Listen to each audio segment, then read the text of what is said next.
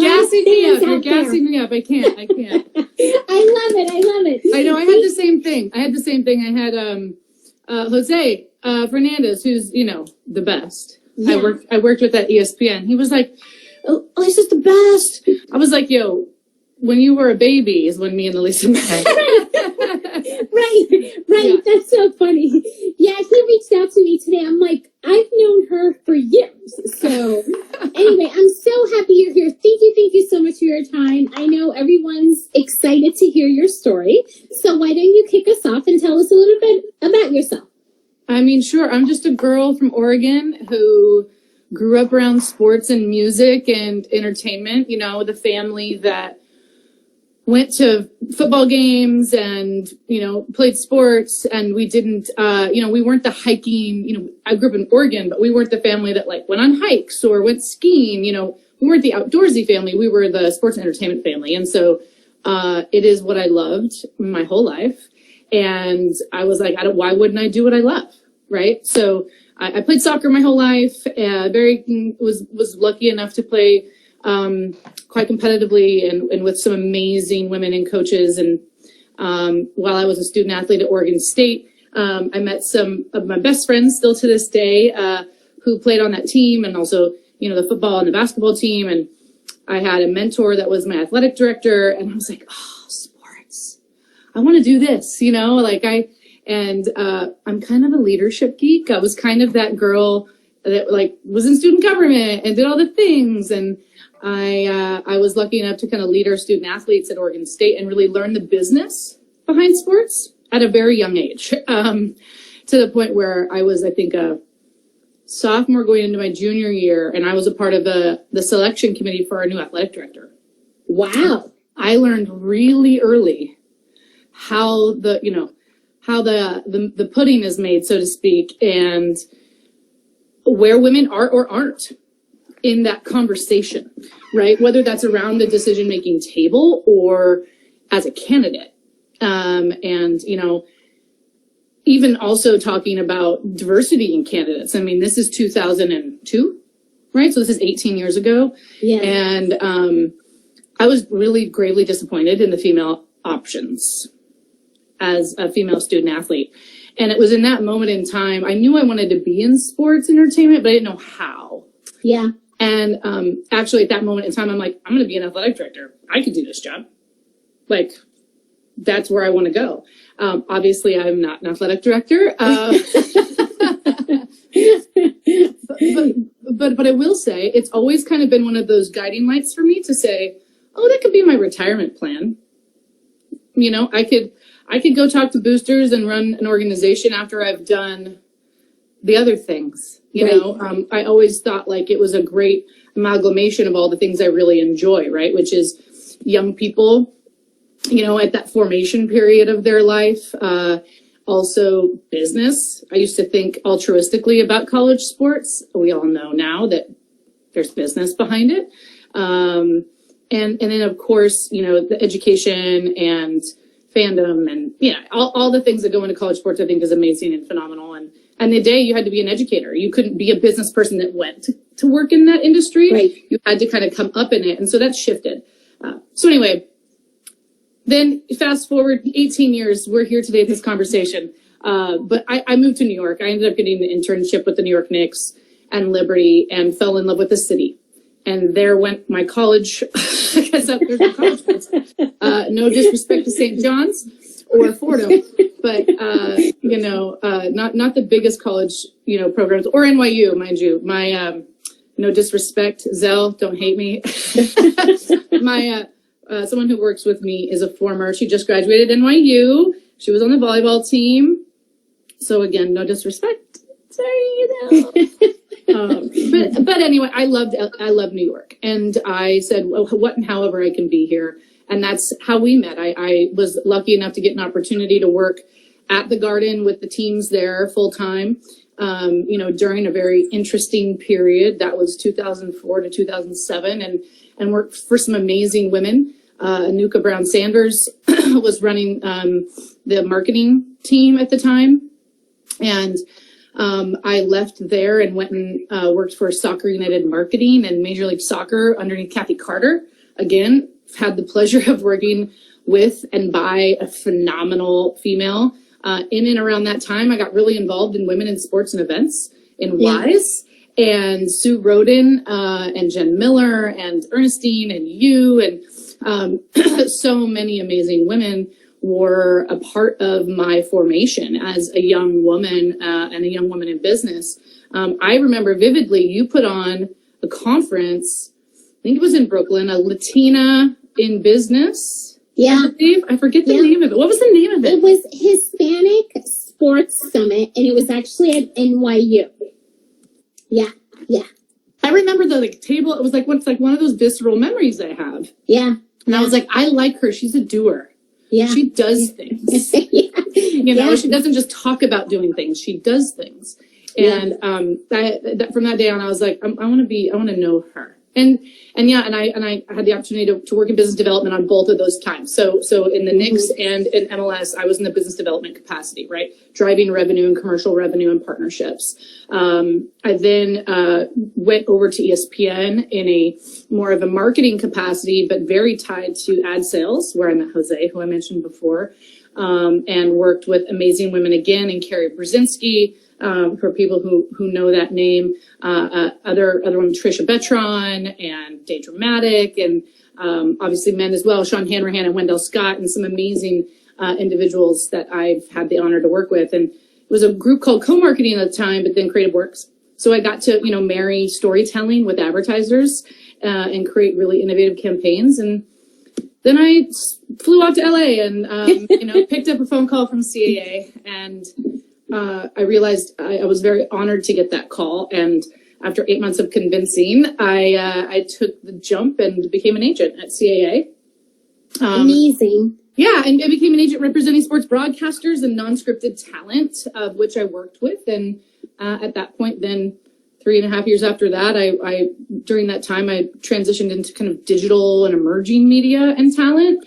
And one of my clients, Liza Koshy, asked me to leave and become her manager and producing partner. And 3.5 years ago, Carter Media Group was born, and I had other clients leave with me, Ghetto Gastro, and since now we have 5, almost 7. I will actually, you know what? I'll talk about them maybe on this call. Be the first time. Yeah, tell it. First of all, congratulations. I am just sitting here like in awe of what you have accomplished. So congratulations. Because it's like when I think back to when we first met, and to hear you sit here and, tell us your story about starting your own business and having your own media group. It's just like, I have chills, because this is what it's all about, right? It's just like, you wanted to work in sports. Yeah. You went through your trajectory, and who knows, maybe someday you'll be an athletic director, but for right now, you're leading the way with your own agency. So tell us a little bit more about Carter Media Group. Sure. First of all, what up, Petra? I see you in there. Petra also, if you guys don't know Petra Pope, this woman is one of the first examples of a strong female I saw at the New York Knicks. She is the genesis of NBA dance teams. She created that and ran the New York City, the Knicks City Dancers forever. And I just was in awe of her leadership and her continued. So anyway, it could be the Petra Pope jam session, but what's that? Well, there's Petra Pope. We have Connie Avila. We have Carol Ann. I know there's a lot of heavy hitters on this call. What's up, on this IG Live. So, thank you all and Erin. I forgot about Erin. Yeah. So there's a lot. See, I told you that a lot of people were going to be tuning in for you. So I'm excited, and it's been fun to watch along in what you've built with and see a lot of my friends join you. So, quickly, what it's like to have started my own business. It was scary as hell. Let's not get it twisted. It was super, super scary. I was, at the time I was married. I mean, let's be honest. Like, this isn't just business. Personal is professional, and the breadwinner and, leaving a very well-paying job. I always joke around, like I also had the valet parking at CAA, which is not easy to get. And that might have been harder to leave than the money. But, I really, truly had to look at myself in the mirror and say, if you don't do this, will you regret it? And the answer to that was yes. And then there was not a choice. I had to do it. Right. And look, I have a massive belief in God, and that if it wasn't going to work, it was going to be okay, because I'll be all right. I'll figure it out. I can sell ice to Eskimos. We'll figure it out. At the very end, like, I'll go work at Starbucks. They got a great health plan, Right. So I took the leap, and I trusted in myself, and I also knew and trusted my clients, and their faith in me was inspiring. So look, I'm not going to pretend like it's not, like it's hard, like it's easy, to start your own company, because it's not easy.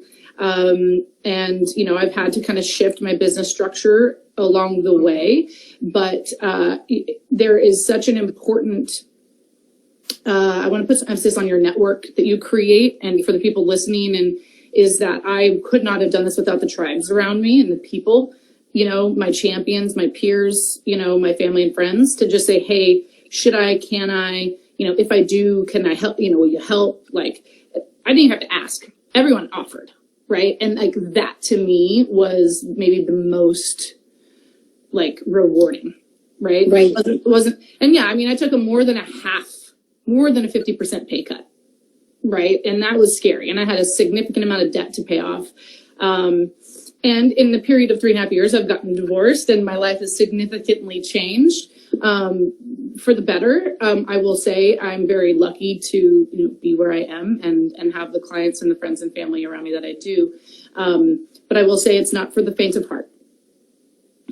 It is not for the faint of heart. And you have to know what you don't know. Right. And you have to trust people that know those things. I tried to do my accounting for a good 2.5 years. And I was like, I'm just going to pay for that. Just going to pay for that. Tax season is not my favorite time. Oh my goodness. That's awesome. So there's two more things I want to ask you about. Yeah. One is, tell us about the philanthropical work that you do. Yeah, look, I've always been, I went to a Jesuit high school, and I've been raised about, being a woman for others has always just kind of been in my DNA. And WISE, I was very, very involved in WISE forever, and trying to bring women together and to lift each other up and be each other's champions. And, a lot of the work I do at CAA and now in my whole life, right, has been around equity and inclusion. And when I went into entertainment, I noticed, because in sports, it's very diverse, right? Yeah. Sports is super diverse. Entertainment wasn't. I came to LA and I was blown away at the lack of inclusion and diversity from a representation standpoint. And then also, because you sign what you know, a client standpoint. And right. Then, the different lanes that existed. I remember going to ESPN and being like, why is ESPN Deportes an entirely separate company? I don't know why that makes any sense. So I've always just been a pioneer, or someone who's wanted to merge things, seeing ahead, we're all this in the same, country. Right. And so, I signed and have worked with a lot of very diverse talent, whether that's female, LGBTQ, but significantly in the groups of brown and black communities and people, and represent very unapologetically Black voices. And in the unfortunate events that were more publicly thrown into the public spotlight, but have been going on for years, this past year with George Floyd's murder and Ahmaud Arbery, and, let's just go down the line of names, we created Ally to Action. I was getting calls from non-Black people of color and white people saying, hey, what can I do, Courtney? And from my Black brothers and sisters saying, I'm exhausted. If one more white, well-intentioned person in my life calls and asks me how I'm feeling, I'm going to scream. And I found myself as this weird bridge. And I realized that Carter Media Group, that what we do is represent innovative, inclusive, and disruptive voices, stories, and ideas, right? And without intentionally doing it, but intentionally doing it with some purpose, right? It became very clear I had to create a space that was safe for both sides to come to the table and have very uncomfortable conversations to shift the hearts and minds. So you have to come to that table with an openness to being uncomfortable. We've kind of coined this term discomfortable conversations. And Black men and women and non-binary, transgender and whomever have to come to the table and say, hey, this hurts. Or, I'm also willing to listen why you feel that way. And then allow me to explain why maybe that makes me feel this way. And truly, that's when change happens, right? When you decide to open yourself up to someone else's experience. And so that's what we strive to do at Allied Action. We launched a 21-day journey 4 weeks after George Floyd's murder, 21-day journey to, becoming a better ally. The word ally is overused and underutilized. So we wanted to kind of give people the tools and the resources to highlight the people that are doing the work. Because again, it is not about self-centering. It's about creating space and then showing all the amazing people that are doing the work. Yep. And you guys have an event tomorrow, correct? Mm-hmm. Yeah. So where can our audience find out more information about that event, Courtney? Super easy. Head to Ally to Action. So it's ALLY, the number 2, and action on all social media or alliedaction.org. If you go to /live, we have a link in our Instagram bio. It's probably easiest since we're in the Instagram universe now.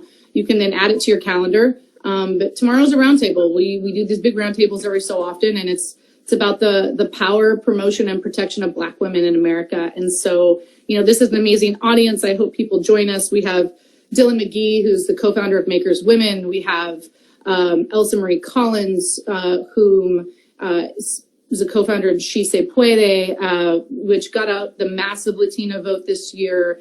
We have Glow Atanmo, who's an entrepreneur and an activist and educator. And let's not forget Ogie, who is an amazing filmmaker who just had her documentary Invisible Portraits picked up by the OWN Network yesterday. So that's awesome. It's going to be great. And it's live. So y'all can join and ask questions tomorrow at 5:30 Pacific, 8:30 Eastern. Yeah. Okay. I'm a shameful promoter. Shameless. Next question, real quick. Tell us about the soccer team. Oh, Angel City SC, baby. Yes. Yeah. I'm still pinching myself. I am a small minority owner, part of ownership group that is Angel City FC. Very cool. I broke down when, to be honest, it was just something I got the amazing opportunity to be a part of a group. I was approached, I was approved because there's an approval process. And, frankly, I kind of forgot that it was a thing I did. And then it was like, hey, we're going to announce this. You need to announce this. And I broke down. I couldn't stop crying for a couple hours just because the big full circle moment. I've been playing, since I was 5, and I worked so hard for the women's game my whole career in various capacities at MLS and some and ESPN and whatnot. So super cool. Very honored to be a part of such an esteemed group of folks. And I cannot wait to be supporting the women as they take the field in 2022. Yeah, that's awesome. Congratulations on that too. So you have had an amazing career. You're a founder. You're minority owner.